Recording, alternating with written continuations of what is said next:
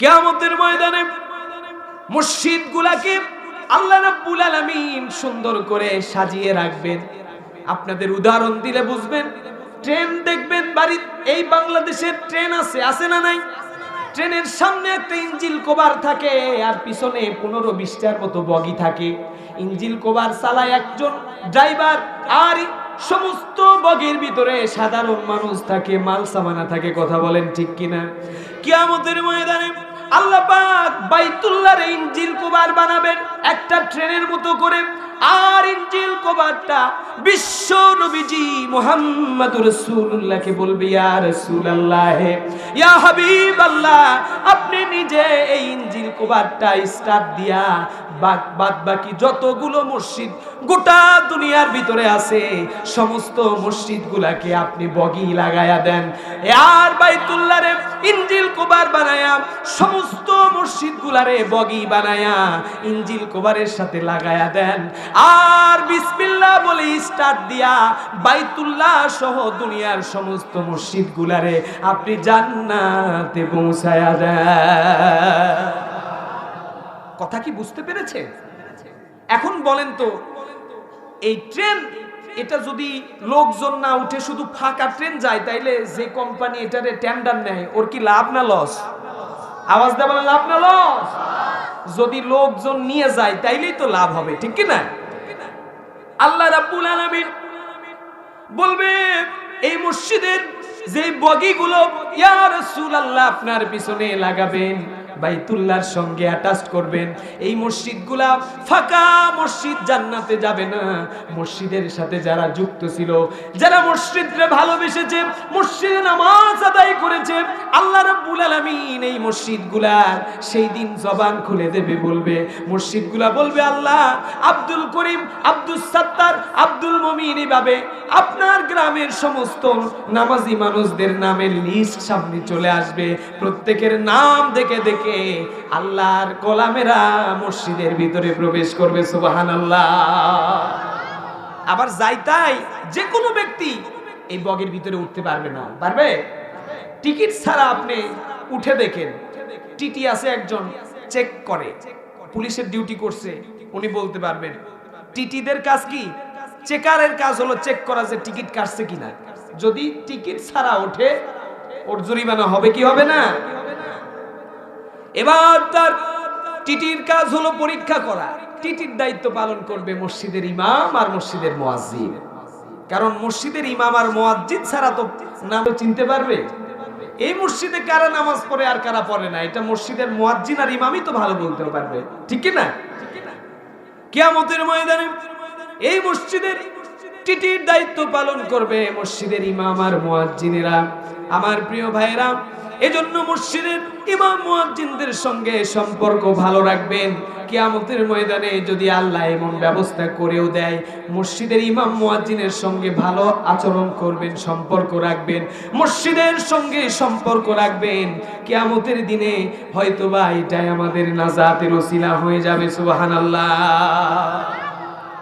এক নম্বর, আল্লাহর কাছে প্রিয় মসজিদ বাইতুল্লাহ। আল্লাহ নবীজি বর্ণনা করে বাইতুল্লাহ শরীফের ভিতরে যারা নামাজ আদায় করবে, দুনিয়ার অন্য সাধারণ মসজিদে 1 লক্ষ রাকাত নামাজ আদায় করলে যেই নেকি হয়, 1 রাকাত নামাজ বাইতুল্লাহ আদায় করলে আল্লাহ পূর্ণ নেকি তার আমলনামায় দিয়ে দেয়। কইটোলা এই জামে মসজিদে যদি 1 লক্ষ রাকাত নামাজ পড়েন আর বাইতুল্লাহ গিয়ে যদি 1 রাকাত পড়েন, 1 লক্ষ রাকাতের সওয়াব 1 রাকাতেই আল্লাহ দান করবে। সুবহানাল্লাহ বলেন, আর আওয়াজ দিয়ে বলেন সুবহানাল্লাহ, আর আওয়াজ দিয়ে বলেন সুবহানাল্লাহ। আল্লাহ নবীজি 2 নম্বর মসজিদ, মসজিদে নববী। যেই মসজিদে আল্লাহ নবীজি শুয়ে আছেন, মসজিদে নববীর পাশে নবীজির রওজা মুবারক। আল্লাহ নবীজির রওজায় যখন কেউ কোন হাজী গিয়ে সালাম দেয়, আল্লাহ নবীজি সালামের জবাব দিয়ে দেয়। নবীজির যদি সালাম দেয়, আসসালাতু ওয়াসসালামু আলাইকা ইয়া রাসূলুল্লাহ আসসালাতু ওয়াসসালামু আলাইকা ইয়া হাবিবাল্লাহ, আল্লাহর নবীজি আপনার নাম ধরে আপনার উত্তর দিয়ে দেয়। আপনি নবীরে না চিনলেও আমার নবী আপনারে চেনে, সুবহানাল্লাহ বলবেন না? আল্লাহর নবীজি বলেন, কেউ যদি মসজিদে নববীতে 1 রাকাত নামাজ পড়ে আদায় করে, অন্য মসজিদে 50,000 রাকাতের সওয়াব আল্লাহ রাব্বুল আলামিন মসজিদে নববীতে 1 রাকাত নামাজ পড়লে পূর্ণ সওয়াব দিয়ে দেয়, সুবহানাল্লাহ। আর বাইতুল মাকদাস, বাইতুল মুকাদ্দাস চেনেননি? চেনেন? নাম শুনছেন?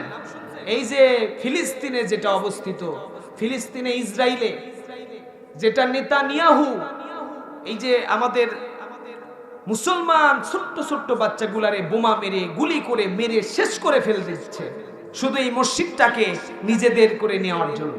আসলে মসজিদ কাদের সম্পদ? মুসলমানদের। কাদের? এই মসজিদ যদি কেউ ভাঙতে আসে আপনারা কি মানে সহজে ছেড়ে দেবেন? এই আওয়াজ দিয়ে বলেন ছাড়বে? আপনারা বলবেন মসজিদ তো দূর কথা, আগে আমাদের শরীরকে কেটে টুকরা টুকরা করো, তারপরে মসজিদে হাত দাও। কথা বলেন ঠিক কিনা?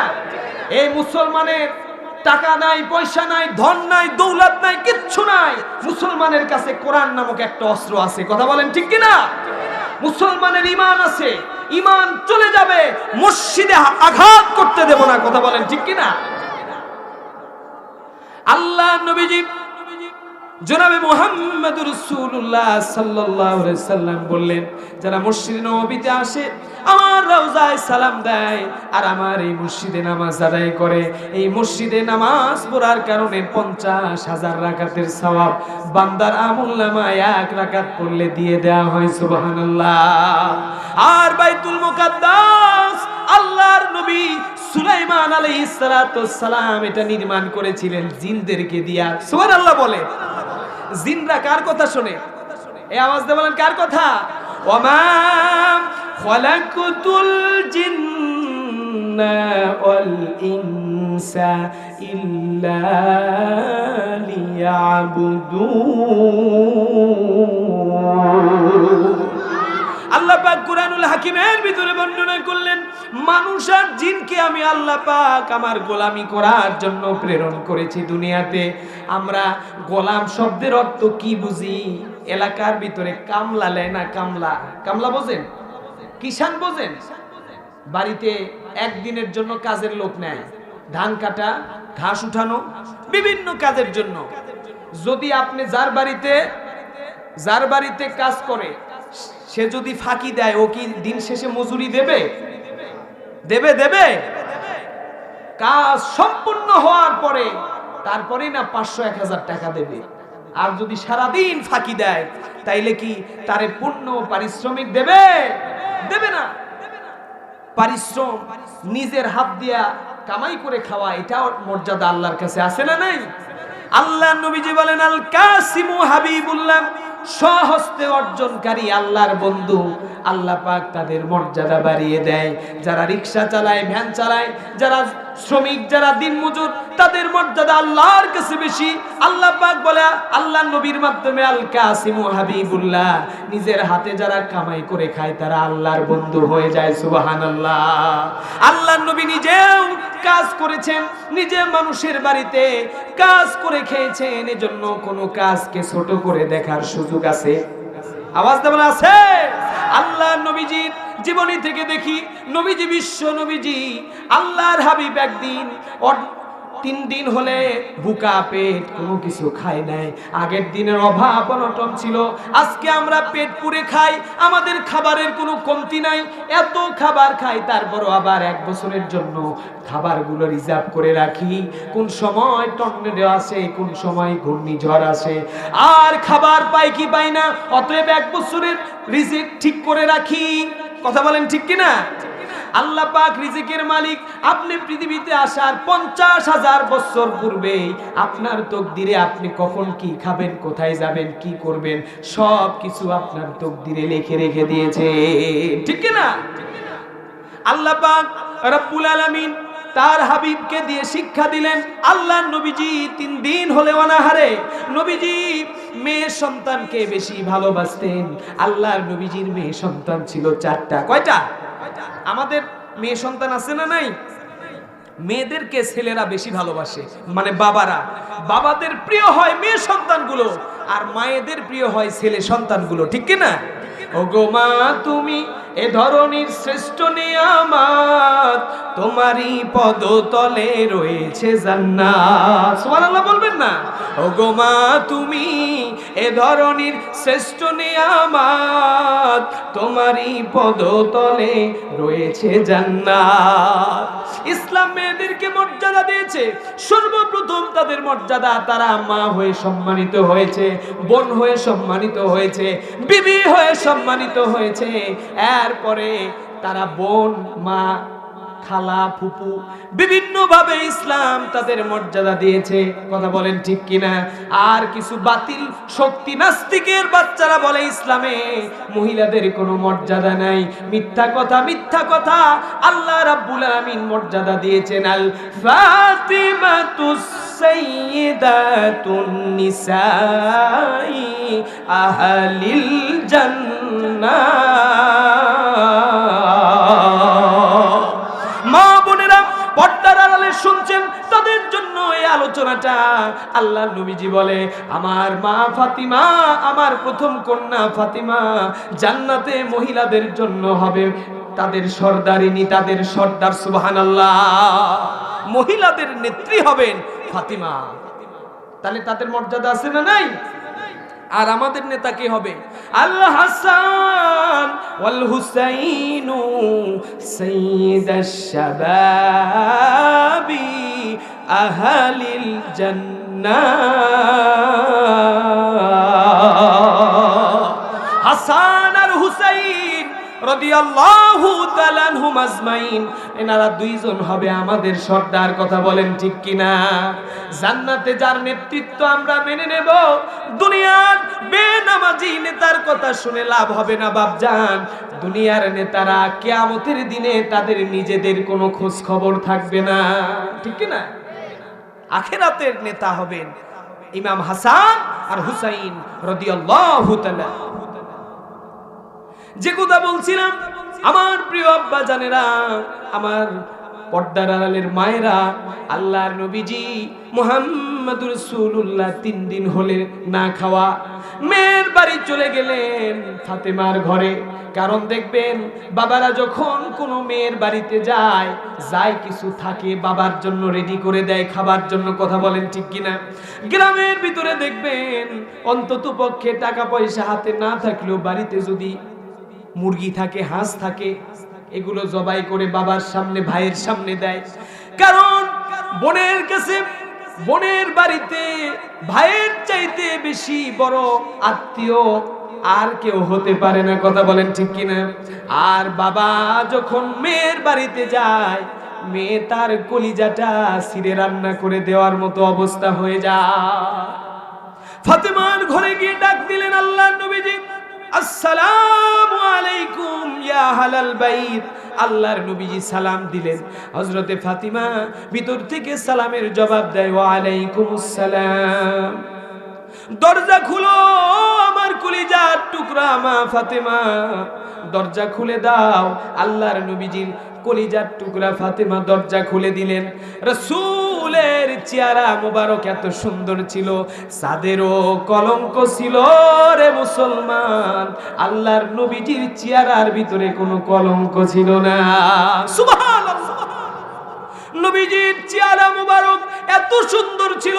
আয়েশা সিদ্দিকা রাদিয়াল্লাহু তাআলা আনহাকে জিজ্ঞাসা করা হলো, ইয়া রাসূলুল্লাহর বিবি, ও আম্মা জান আয়েশা সিদ্দিকা রাদিয়াল্লাহু তাআলা আনহা, বলেন তো ইউসুফ নবী বেশি সুন্দর না মুহাম্মদুর রাসূলুল্লাহ বেশি সুন্দর? আল্লাহু আকবার বলেন না। আল্লাহর নবীজির প্রাণের প্রিয়তমা বিবি আয়েশা সিদ্দিকা রাদিয়াল্লাহু তাআলা আনহা বললেন, ও নবীর উম্মতেরা শুনে রেখে দাও, জেনে রেখে দাও, হযরতে ইউসুফ নবীর চেহারা এত সুন্দর ছিল, কিয়ামতের দিনে বান্দারা যখন জান্নাতে যাবে ইউসুফ নবীর মতো সৌন্দর্য তারা পেয়ে যাবে। আল্লাহু আকবার। প্রতিটা মানুষদের চেহারার ভিতরে ইউসুফ নবীর মতো সৌন্দর্য দেয়া হবে। তবে জেনে রেখে দাও, শুনে রেখে দাও, আল্লাহর নবীজির সৌন্দর্যের ব্যাপারে আল্লাহর নবীজির চেহারা মুবারকের ক্ষেত্রে বলা হয়েছে, ইউসুফ নবীরে দেখে এলাকার ভিতরে তার চেহারার সৌন্দর্য দেখে মিশরের রমণীরা ফল কাটতে গিয়ে হাত কেটে ফেলেছে কিনা কথা বলেন। তারা ইউসুফ নবীর সৌন্দর্য দেখে হাত কেটে ফেলেছে। মুহাম্মদুর রাসূলুল্লাহকে যদি মিশরের ওই রমণীরা দেখতো, শুধু হাত নয় কলিজাটাও কেটে ফেলে দিত, নবীজির সৌন্দর্যের জন্য জীবন দিয়া দিত। আল্লাহু আকবার। আমার প্রিয় বাবরা, কলিজার টুকরা আমার ভাইরা, পর্দার আড়ালের মা বোনেরা, মনোযোগ দিয়ে শুনতে হবে। আল্লাহর নবীজি মেয়ের ঘরে গিয়ে সালাম দিলেন। মেয়ে বাবারে সালাম দেয়, বাবা মেয়েরে সালাম দেয়। পরিবারের ভিতরে সালাম যদি জারি থাকে, সন্তানগুলো বদমাইশ হবে না, কথা বলেন ঠিক কিনা? বুকে হাত দিয়ে বলেন, আপনার সন্তানরে আপনি সালাম দিয়েছেন কোথাও? আপনার সন্তান আপনারা সালাম দেয়? দুই একটা পরিবারে আছে এরকম সুন্নতি পরিবেশ, কিন্তু অধিকাংশ পরিবারে বাবার মাথার সাথে ছেলে বাড়ি খায়, কোনোদিন সালাম দেয় না, কথা বলেন ঠিক কিনা? মুসলমান ঘরের সন্তান হিসেবে আমাদের আদর্শ হবে সন্তান হিসেবে বাবারে সালাম দেওয়া, আর বাবা হিসেবে সন্তানকে শিখানোর জন্য সালাম দেওয়া।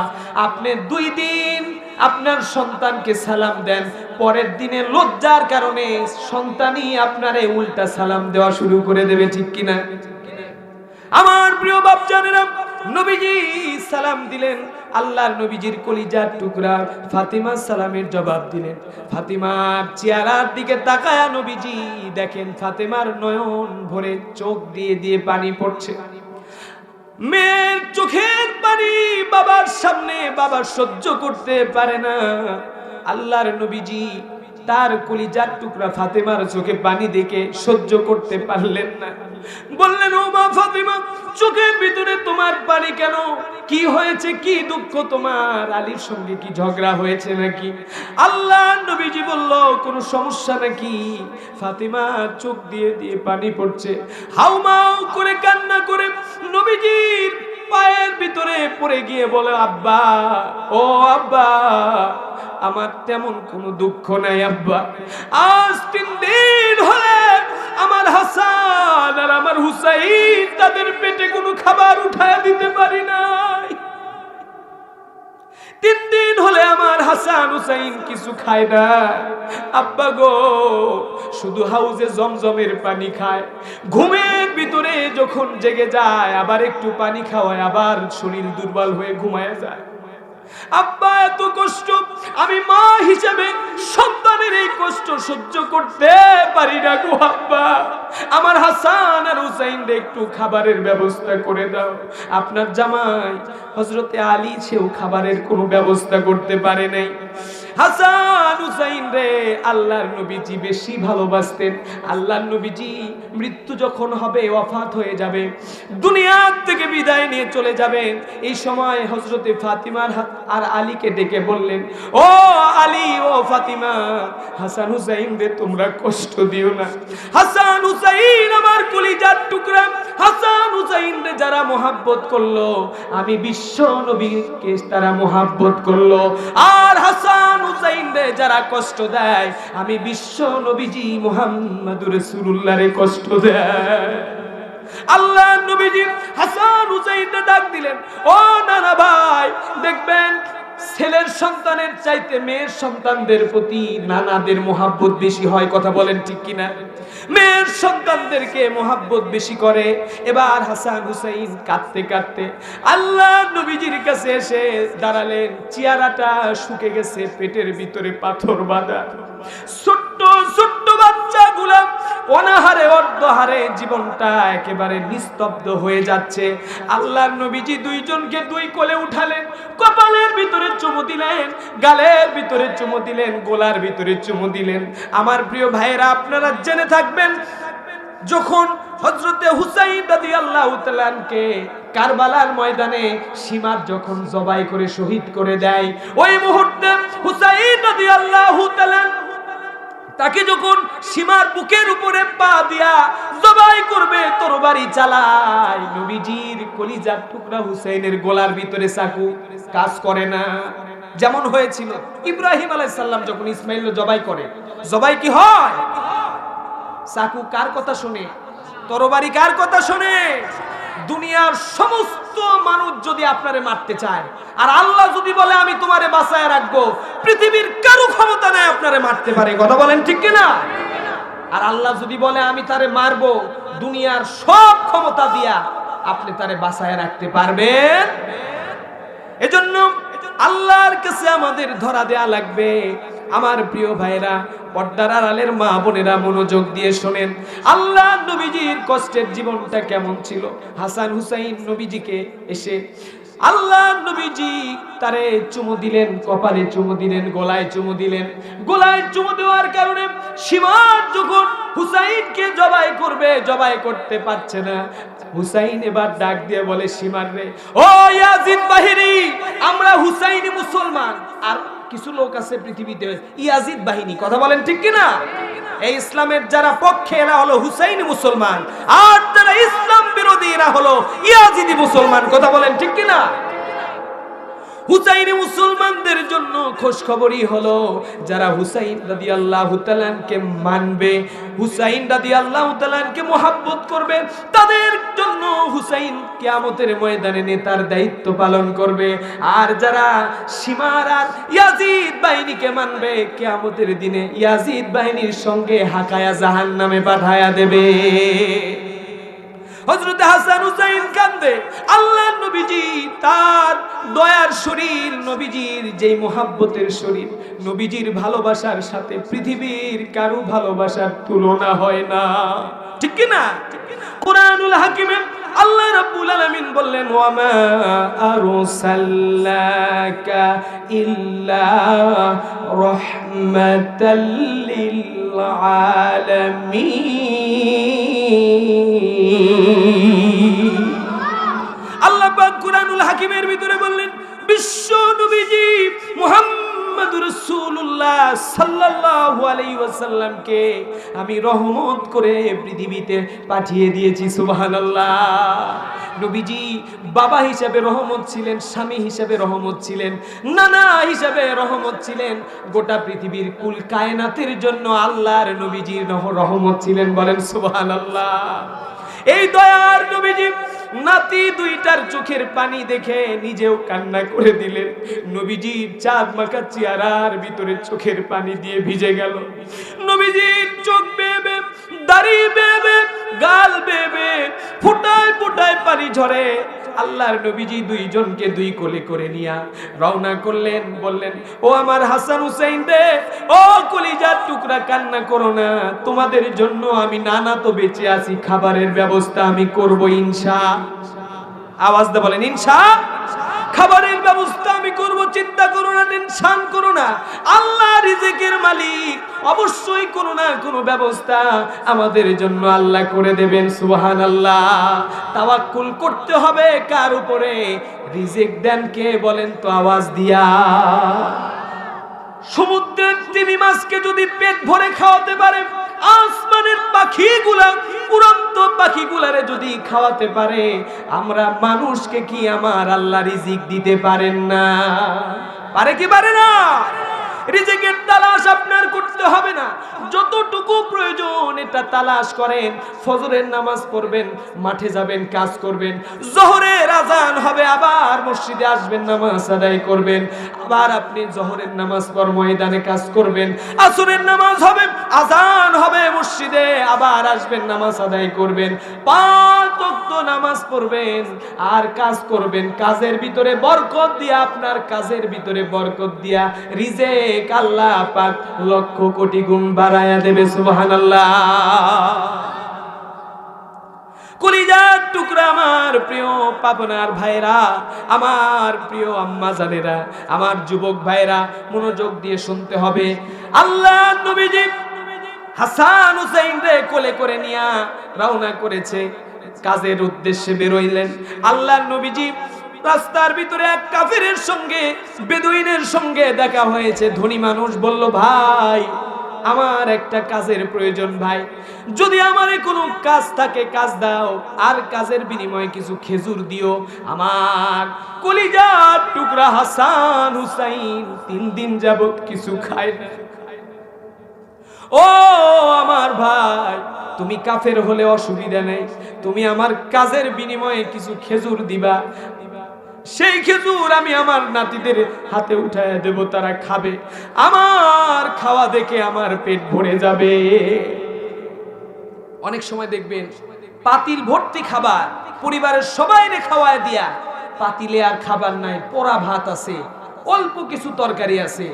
মারে যদি জিজ্ঞাসা করেন মা তুমি খাবা না, মা বলে বাবারে তোমরা পেট ভরে খাও, অনেক খাবার আছে, সবার যখন খাওয়া শেষ হয়ে যাবে আমি তারপরে খেয়ে নেব। কিন্তু পরেক্ষণে দেখা যায় সবার খাওয়া শেষ, খাবারও শেষ হয়ে গেছে, অল্প একটু তরকারি আছে আর একটু ভাত আছে, এটা পাতিলের ভিতরেই মেখে নিয়ে মা 2 লোকমা খেয়ে পানি খেয়ে আল্লাহর শুকরিয়া আদায় করে। কথা বলেন ঠিক কিনা? সন্তান পেট পুরে খাইলে মা বাবার পেট ভরে যায়, না খেয়ে থাকলেও সন্তানের খাওয়া দেখলে বাবা মার পেটটা ভরে যায়। নবীজি এবার বলল হাসান হুসাইন তোমাদের খাওয়ার ব্যবস্থা করতেছি। কাফেররে বলল আমারে কাজ দাও। কাফের বলল ঠিক আছে ও মুহাম্মদ সাল্লাল্লাহু আলাইহি ওয়াসাল্লাম, তোমারে কাজ দেব একটা, আমার খেজুর বাগানে পানি দিবা, বালতি দিচ্ছি আর রশি দিচ্ছি, রশি দিয়া বালতি দিয়া পানি উঠাবা, 1 বালতি পানি উঠাবা, একটা করে খেজুর তোমারে আমি দিয়ে দেব পারিশ্রমিক হিসেবে। আল্লাহু আকবার।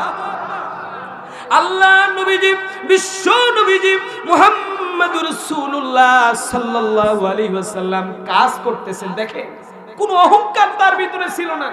আমরা 10 টাকা 10 কোটি টাকা 100 কোটি টাকার মালিক হলে আসমানের দিকে তাকায় থাকি নিচে কেউ আছে কিনা এটা দেখার সময় নাই। কথা বলেন ঠিক কিনা? অহংকারের কোনো দাম নাই। যত বেশি বিনয়ী হবেন আপনার মর্যাদা তত আল্লাহর কাছে বেড়ে যাবে, ঠিক কিনা? আল্লাহ নবীজি নিজে কাফের এবার ষড়যন্ত্র করলো, কারণ কাফেরেরা সব সময় চাইতো নবীজিকে একটু বেকায়দায় ফেলার জন্য, নবীকে তারা কষ্ট দেওয়ার জন্য বারে বারে চেষ্টা করেছে। কাফের বলল, চিন্তা করলো এই তো মুহাম্মদকে একটু সাইজ করার সময় পাইছি, একটা বালতি দিল, আর যে রশি দিল রশিটা ছিল পচা রশি, অল্প সময়ের ভিতরে যাতে ছিঁড়ে পড়ে যায় বালতিটা। ষড়যন্ত্র করলো। ও আমার পাবনার ভাইরা, আপনারা উত্তর দেবেন আল্লাহর পরিকল্পনার সাথে দুনিয়ার কারো পরিকল্পনা কি মিলে যাবে নাকি? আল্লাহর কৌশলের কাছে দুনিয়ার কোন কৌশল কি মিলবে নাকি? এই দেশে একজন মানুষ টিকে থাকার জন্য 2041 সাল পর্যন্ত টাইম দিয়েছিল। কথা বলেন ঠিক কিনা? কিন্তু আল্লাহর পরিকল্পনা 24 সালেই শেষ, ভ্যানিশ। কি কথা বলেন ঠিক কিনা? তাইলে কোন আপনি চাইবেন যেটা, আমার আল্লাহ যদি সেটা না চায়, আপনার ক্ষমতা নাই ওই চেয়ারে আপনি বসে থাকেন। কথা বলেন ঠিক কিনা?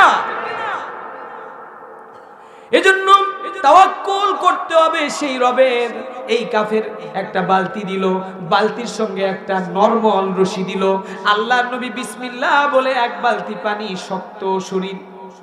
আল্লাহ নবীজির চেহারা এত সুন্দর ছিল, এত নরম ছিল, নবীজি কোনো কাজ করলে হাত পায়ে ফোসা পড়ে যেত। নবীজি মুহাম্মদুর রাসূলুল্লাহ সাল্লাল্লাহু আলাইহি সাল্লাম যখন বালতিটা কূপের ভিতরে দিয়ে 1 বালতি পানি 40 ফিট নিচ থেকে উঠায়, হাত দিয়ে দিয়ে যখন পানি উঠায়, হাতের ভিতরে বারবার বালতি নামায়া উঠায়া হাতের ভিতরে ফোসকা পড়ে যায়। আল্লাহ নবীজি এই কষ্ট সহ্য করে 9 বালতি পানি, 1 বালতি উঠায় একটা খেজুর হাতের ভিতরে দেয় আল্লাহ নবী একটা খেজুর নিয়ে দৌড়ায় হাসানের কাছে যায়। হাসান রে, ও ভাই ধরো একটা খেজুর পাওয়া গেছে, এটা তুমি খাও। এরপরে আর 1 বালতি উঠায়, কাফের আর একটা খেজুর দেয়, ওই খেজুরটা দৌড়ায়া গিয়া হুসাইনকে দিয়ে দেয়। এলাকার ভিতরে দেখবেন হাঁস মুরগির অবস্থা, মুরগি দেখবেন কোন খাবার যদি ছোট্ট বাচ্চা মুরগির সাথে থাকে, মুরগি খাবারগুলো রেডি করে মুখে উঠায় দেয় তার ছানাগুলারে। কথা বলেন ঠিক কিনা? আমার প্রিয় কলিজার টুকরো ভাইরা, ঠিক একই রকম করে হাসান হুসাইনদের দৌড়ায় একটা করে খেজুর দেয়, এক বালতি পানি উঠায় একটা করে খেজুর দেয়। এভাবে 9 বালতি পানি উঠায়া 9টা খেজুর হয়েছে। দুইজনে মিলে একজন খাইছে 4টা আর একজন খাইছে 5টা। 10ম বালতি পানি যখন উঠাবে ওই মুহূর্তে বালতিটা, শয়তান তো জানে এটা ছিঁড়ে যাবে, বালতি ছিঁড়ে কূপের ভিতরে বালতি পড়ে যায়, সুতা দড়ি ছিঁড়ে যায়। আল্লাহর নবী ভয় পেয়ে যায়। নবীজি চিন্তা করে, এত দামি বালতি যদি কূপের ভিতরে পড়ে যায়, না জানি কাফের আমার কাছে কি দাবি করে। কাফের এবার তারে কষ্ট দেওয়ার জন্য আল্লাহর নবীর চেহারার দিকে বড় বড় চোখ করে রাগে গোছায় তাকায়া নবীজির দিকে তাকায় বলে, ও মুহাম্মদ, আমার দামি বালতিটা ফেলে দিয়েছো, কাজ তো করে নেবই না। এত রাগ করেছে যে আল্লাহর নবীজির নূর মাখা চেহারার ভিতরে থাপ্পড় মেরে দিয়েছে। নাউযুবিল্লাহ। আল্লাহর নবীজি যেই শরীরের ভিতরে নবীজির আল্লাহ পাক মশা মাছি পুরা হারাম করে দিয়েছিল, সেই শরীরের ভিতরে কাফের থাপ্পড় মেরেছে। আল্লাহর নবীজি কিচ্ছু বললেন না। নবীজি হাসান হুসাইনের সামনে থাপ্পড় খেয়ে, হাসান হুসাইন 2টা 4টা খেজুর খেয়ে কান্নায় ভেঙে পড়লেন আর বললেন, নানা গো, আমাদের খাওয়ার ব্যবস্থা করতে এসে কাফেরের হাতে তোমার সর খাওয়া লাগলো। ও নানা, এই খেজুর আমরা খাবো না নানা, এক করে তুমি আমাকে নিয়ে যাও, আমি চলে যাব, এই খেজুর খেয়ে আমার বাঁচার দরকার না। হাসান হুসাইন কান্না দেখে আল্লাহর নবীও কান্না করে দিল। আল্লাহর নবীজি কাঁদতে কাঁদতে এলাকা ছেড়ে দিয়া আল্লাহর নবী গইন এক জায়গায় গিয়া সিজদায় পড়ে গিয়ে আল্লাহরে ডাক দেয়া বলে, আল্লাহ রব্বুল আলামিন দোয়াই করলেন, কিন্তু আমার আল্লাহ পাক নবীকে কম ভালোবাসেন না বেশি ভালোবাসেন? আওয়াজ দিয়ে বলেন, কম না বেশি? তাম পৃথিবীতে 1,24,000 মতান্তরে 2,24,000 নবী রাসূলরা তারা পৃথিবীতে এসেছিলেন। তাদের ডিউটি ছিল আল্লাহ রাব্বুল আলামিনকে খুশি করা, আর আল্লাহর নবী মুহাম্মদুর রাসূলুল্লাহকে খুশি করা ছিল আমার আল্লাহর ডিউটি। বলেন সুবহানাল্লাহ। আল্লাহ নবীজি দোয়া করলো, রব্বে কাবা, এই কাফেরের জন্য আমি বরদোয়া করি না, কষ্ট পেয়েছি, অসুবিধা নেই আল্লাহ, তার প্রতি তুমি রাগ হয়েও না, গোসা হয়েও না, তুমি তাকে কোনো গজবে ফেলো না। কিন্তু আমার আল্লাহ এটা সহ্য করলেন না। নবীজির আঘাত করেছে, যেই হাত দিয়া হাতটার ভিতরে আল্লাহ রাব্বুল আলামিন এমন যন্ত্রণা সৃষ্টি করে দিল যে হাতটার ভিতরে যন্ত্রণার কারণে নিজের তরবারি দিয়া নিজের হাত কেটে ফেলে দিল। কাটা হাতটা শরীর থেকে আলাদা হয়ে লাফাইতে শুরু করে দিল। আল্লাহ নবীজি মসজিদে নববীতে অবস্থান করছে, এই মুহূর্তে এই দুঃখের সময় একজন গিয়ে ডাক দিলেন, ডাক দিয়ে বললেন, ইয়া রাসূলুল্লাহ, ইয়া হাবিবাল্লাহ, আপনার সঙ্গে একজন দেখা করতে চায়। আল্লাহর নবীজি বলল, কে আসছে? বলে, একজন কাফের আপনার সঙ্গে নাকি সে বেয়াদবি করেছে, আপনার কাছে মাপ চাইতে আসছে। আল্লাহর নবীজি বলল, আমি তো তারে তখনই মাপ করে দিয়েছি। কাফের এবার দৌড়ে গিয়ে আল্লাহ নবীজির সামনে এক হাত নিয়ে, বাম হাতটা নিয়ে নবীজির কদম মোবারকে জড়ায়া ধরে বলে, রব্বুল আলামিনের নবী মুহাম্মদুর রাসূলুল্লাহ গো, আপনি আমারে মাফ করলেও কি হবে, আপনার মালিক তো আমারে মাফ করে না। ও নবীজি, আল্লাহ আমারে মাফ করে নাই, আমার হাতের ভিতরে এমন যন্ত্রণা সৃষ্টি হয়ে গেছে, যন্ত্রণা সহ্য করতে না পেরে আমার হাতটা নিজেই কেটে ফেলে দিয়েছি। আমি বুঝতে পেরেছি আপনি যে মুহাম্মদ, আপনি যে আল্লাহর পয়গম্বর, আপনি যে বিশ্ব নবী, আপনি যে রিসালাতের পয়গম্বর, আমি এটা বিশ্বাস করেছি। আর দেরি করেন না, এক্ষুনি আমারে কালেমা পড়ে মুসলমান বানায় দেন, পড়ে দেন লা ইলাহা ইল্লাল্লাহু মুহাম্মাদুর রাসূলুল্লাহ। কালেমা পড়ে মুসলমান হয়ে যাওয়ার পরে আল্লাহর নবী বলল, তুমি তো এখন মুসলমান, তোমার তো আর গুনাহ নাই, দাও তোমার ওই হাতটা কোথায়, কাটা হাত। আল্লাহ নবীজির মুজিজা ছিল এত বিশাল মুজিজা, নিজের জিহ্বা থেকে অল্প কিছু থুতু মুবারক নিয়া কাফেরের কাটা শরীরের হাতটা থেকে ওই হাতটা আবার যেই জায়গায় কেটে ফেলেছে, ওই অবশিষ্ট বিচ্ছিন্ন অংশটা বিশ্ব নবীজির থুতু মুবারক দিয়া এরকম করে মালিশ করে বিসমিল্লাহ বলে মালিশ করে দেওয়ার সঙ্গে সঙ্গে কাটা হাতটা ওই নব্য মুসলমান কাফের থেকে মুসলিম হওয়া ওই মানুষটা, ওই সাহাবী, তার হাতটা আগের চাইতে আরো বেশি শক্তিশালী হয়ে গেছে। লিল্লাহে তাকবীর। এজন্য আমার প্রিয় আব্বা জানেরা, নবীজির প্রেম আমাদের অন্তরে থাকার দরকার আছে না নাই? রাসূলের মোহাব্বত যদি কলিজার ভিতরে থাকে, মদিনায় যাওয়া লাগবে না রে বাপ জানেরা, মদিনাওয়ালা আপনার বাড়িতে এসে হাজিরা দিয়ে যাবে। নবীজিকে স্বপ্নে দেখেছেন কেউ? আছেন কেউ এখানে? দেখা কি যায় না বলে? আল্লাহর নবীকে আমরা সরাসরি দেখি নাই, দেখেছি? দেখি নাই, কিন্তু দেখার চান্স আছে, সুযোগ আছে। কেমন? নবীজিকে স্বপ্নের ভিতরে দেখা যায়। সারা জীবন তো হাসি ঠাট্টার ওয়াজ শুনেছেন, একটা আমল নিয়ে যান আজকে বাড়িতে। এই আমলটা করবেন। যেমন ডাক্তার ওষুধ দেয় না, আপনি অসুস্থ হওয়ার পরে 1 মাসের একটা কোর্স দেয়, সকালে দুপুরে রাতে এটা খান, মাজার ব্যথা ভালো হয়ে যাবে, চোখের সমস্যা দূর হয়ে যাবে। এরকম ওষুধ কি লিখে দেয় কি দেয় না?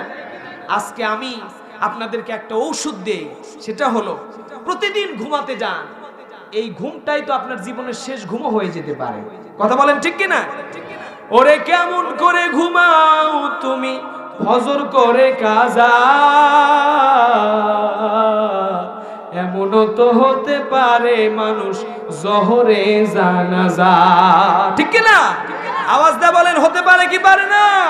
কেমন করে ঘুমাও মানুষ ফজর করে কাজা, এমনও তো হতে পারে তোমার জোহরে জানাজা। মৃত্যু কখন আসবে কেউ জানে না, এজন্য ঘুমানোর পূর্বে পবিত্র বিছানায় ঘুমাতে যাবেন। আমাদের বাংলাদেশের বর্তমান কালচার হয়েছে রাতের বেলায় ঈশার নামাজ পড়ি আর না পড়ি, চাষটলে গিয়া সিনেমা দেখে তারপরে ঘুমাতে যায়। আপনাদের এলাকায় নাই এটা? হ্যাঁ, পাতলা পাতলি। সারা বাংলাদেশে একই অবস্থা। আগের মানুষ কোরআন পড়ে ঘুমাতে যেত, ফজরের নামাজ পড়ে আবার কোরআন পড়ে দুনিয়ার কাজ করত। ঠিক কি না? মেয়ে মানুষ যারা আছে আমার মা বোনেরা, তাদেরকেও বলি, আগের মা বোনেরা ফজরের নামাজ পড়ে গুনগুন গুনগুন করে সকালবেলা ফজরের নামাজ পড়ে কোরআন পড়তো। তার কারণে বাড়িতে সংসারে শান্তি ছিল, রহমত ছিল। আর এখনকার মা বোনেরা নতুন যারা বিবাহ করে নিয়ে আসছো, বাবারা তোমাদের তকদিরে টিকটক করা একটা করে মাল আসছে। কথা বল ঠিক কিনা? টিকটক, টিকটক মার্কা বউ। এই টিকটক মার্কা বউ যার বাড়িতে আছে, ওই বাড়িটা জাহান্নামের টুকরা। ঠিক কিনা? ফজরের নামাজ তো জিন্দেগিতে পড়েই না, রাতের 1টা 2টা পর্যন্ত টিকটকের শুটিং করে, ফেসবুকের শুটিং করে, ইউটিউবের শুটিং করে। এই শুটিং ওয়ালা বউ দিয়া বাড়িতে আর কিছু হোক না হোক শান্তি আসবে না। ঠিক কিনা?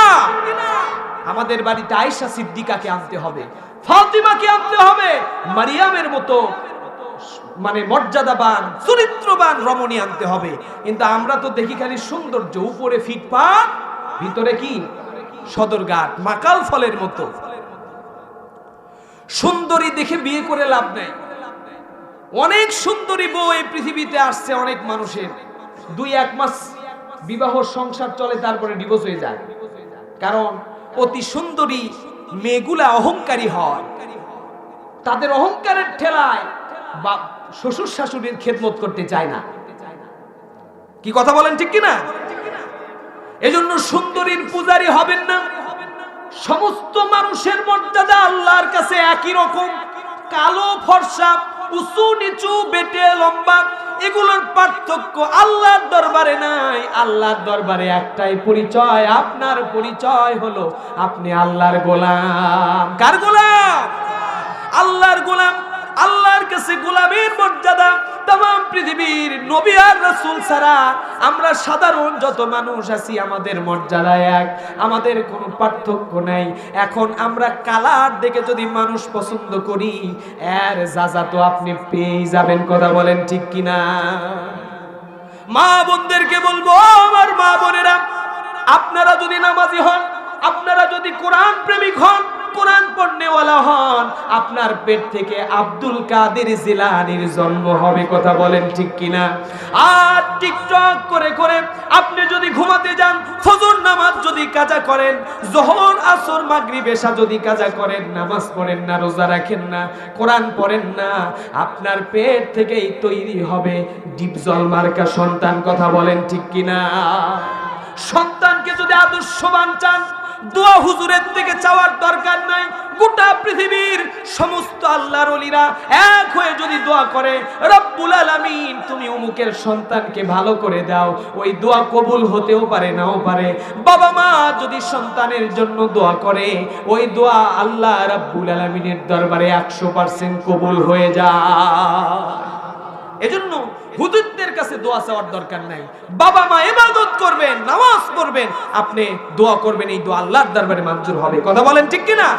পবিত্র কালামে হাকিমের ভিতরে আল্লাহ রাব্বুল আলামিন বললেন, ইয়া আইয়ুহাল মুযাম্মিলু কুমিল লাইলা ইল্লা কলিলা। রাসূলকে ডাক দিলেন, ও কম্বলাবৃত নবী। রাসূল সাল্লাল্লাহু আলাইহি ওয়াসাল্লাম আল্লাহ নবীকে আল্লাহ কোরআনের ভিতরে বিভিন্ন নামে ডেকেছেন। কোথাও ডেকেছেন ইয়াসিন, আল্লাহু আকবার বলেন। কোথাও ডেকেছেন তহা, তহা নামে মানুষের নাম আছে না, তহা। আল্লাহ নবীকে আল্লাহ পাক কোথাও তহা, কোথাও ইয়াসিন, কোথাও আবার ডেকেছেন মুদ্দাসসির, কোথাও ডেকেছেন মুজাম্মিল। এইভাবে বিভিন্ন নামে আল্লাহর হাবিবকে ডেকেছেন। নবীকে আল্লাহ পাক একটু বেশি ভালোবাসতেন। কথা বলেন ঠিক কিনা? আল্লাহ নবীকে ডাক দিলেন, ইয়া রাসূলুল্লাহ, আপনি ঘুম থেকে ওঠেন, শীতের ভিতরে কম্বল আবৃত হয়ে থাকবেন না। ঘুম থেকে উঠে যাই নামাজ নেন, নামাজ আদায় করেন। রাতের গভীর রজনীতে আমার আসমানের রহমতের দরজা খোলা হয়ে যায়। বলেন তো, এখন এমপি সাহেবের বাড়িতে এমপির দরজা খোলা পাবেন? যত বেশি রাত হবে দুনিয়ার সম্পদশালী মানুষের দরজা বন্ধ। কথা বলেন ঠিক কিনা? কারণ চোর ডাকাত তো এলাকায় থাকে, থাকে কি থাকে না? এলাকায় চোর থাকে, ডাকাত থাকে। এজন্য সম্পদশালী যারা নিজের সম্পদ বাঁচানোর জন্য বাড়িতে এশার নামাজ পড়ি তালা চাবি দিয়ে ঘুমাতে যায়। কি কথা বলেন না? আর যারা গরিব মানুষ, এদের ওই পাশিও নাই, দরজাও ঠিক নাই, ভাঙা দরজা, এদের কোনো চিন্তাও নাই। কি কথা বলেন ঠিক কিনা? এদের রাতে ঘুমও ভালো হয়। ঘুম খারাপ হয় ধনী যারা, টাকা আছে যাদের বাড়িতে, স্বর্ণ অলংকার আছে যাদের বাড়িতে, দুনিয়া কামড়ায় ধরছে যারা, এদের দুনিয়ার ঘুমও নষ্ট হয়। ঠিক কিনা?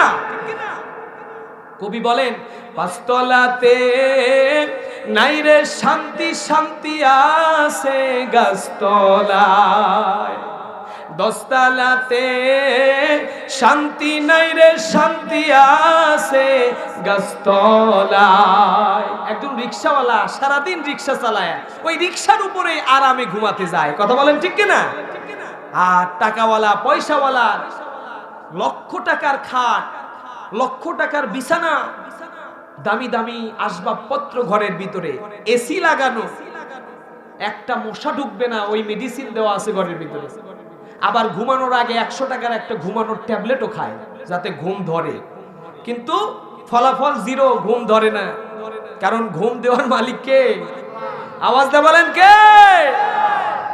তুমি ঘুমাতে যেতে চাও, সম্পদের এই ভয়েই তোমার ঘুম হয় না। কোন দিকে ডাকাত, কোন দিকে চোর, কোন দিকে কে এসে আমার সম্পদ নিয়ে যায়। আর রিকশাওয়ালা রিকশার উপরেই ঘুমায়, কারণ ওর সবচাইতে বেশি বড় সম্পদ ওই রিকশাটাই। রিকশার উপরেই ঘুমায় আছে, ওর আর হারানোর কিছু আছে নাকি? বলেন আছে? এই জন্য যার যত বেশি সম্পদ তার তত ঘুম কম, আর সম্পদ নাই যার, তার আরামের ঘুম। কথা বলেন ঠিক কিনা? রাস্তাঘাটে ঢাকা শহরের ভিতরে আমি দেখি, ওই যে রাস্তার ভিতরে ঠিক মতো আমরা শীতের ভিতরে কম্বল ছাড়া থাকতে পারবো বলেন? অথচ পাকা একেবারে প্লাস্টার করা শীত ঠান্ডার ভিতরে একটা চাদর একটা কাপড় মুড়ে দিয়ে আরামের ঘুম ঘুমাইতেছে। আল্লাহ তাদের কি শান্তি দিয়েছে। এজন্য আমার প্রিয় ভাইরা, যেই কথা শুরুতে বললাম, তিনটা মসজিদের মর্যাদা আল্লাহর কাছে বেশি। এই তিনটা মসজিদের নাম বলতে পারবে কে? দেখি দাঁড়ান তো একজন। যারা বলতে পারবে বলবো, বুঝবো যে হ্যাঁ ওয়াজ আপনারা মনে রাখছেন এবং আপনাদের এলেমের ভিতরে ঢুকেছে। আছেন কেউ যে দাঁড়ায় বলবেন যে হুজুর আমার মনে আছে? দাঁড়ান দেখি ভাই, দাঁড়ান, দাঁড়ায় বলেন। তিনটা মসজিদ মর্যাদাবান। 1 নম্বর বাইতুল্লাহ, হ্যাঁ। 2 নম্বর নববী রাসূল সাল্লাল্লাহু আলাইহি ওয়াসাল্লামের মসজিদ। 3 নম্বর মসজিদুল আকসা। বসেন, মাশাআল্লাহ, লিল্লাহে তাকবীর। এই আওয়াজ দিয়ে বলতে হবে নারায়ে তাকবীর। রাত বেশি হয়েছে, ঘুম ধরে গেছে নি? এই ঘুম ধরে গেছে। এই ঘুম শোনেন, একেবারে মৃত্যু হয়ে গেলে কিন্তু শুধু ঘুমই পারবেন। কবরের ভিতরে আর কোনো কাজ নাই, অনন্তকাল শুধু ঘুমাবেন। একটা রাত যদি নির্ঘুম কাটান কোরআনের জন্য, এই নির্ঘুম রাতটাই আখিরাতের যাজা হয়ে যেতে পারে। সুবহানাল্লাহ। শুরুর দিকে আর একটা কথা বলেছিলাম, তিনটা মসজিদের পরে বলেছিলাম নবীজির প্রেমের কারণে আল্লাহর নবীজি স্বপ্নের ভিতরে এসে হাজিরা দিতে পারে। একটা আমলের কথা বলেছিলাম, মনে আছে আপনাদের? মনে আছে? একটা আমল কি?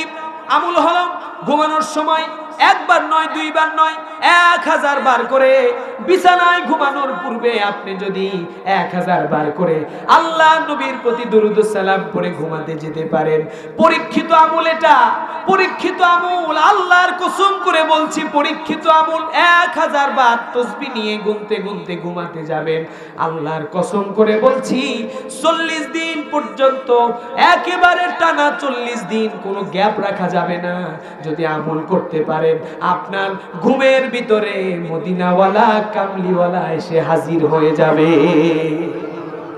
হে রাসূল তোমায় ভালোবাসি অন্তরে, শুধু মুখে নয়। অন্তর দিয়ে ভালোবাসি, মুখ দিয়ে শুধু নয়। কথা বলেন ঠিক কিনা?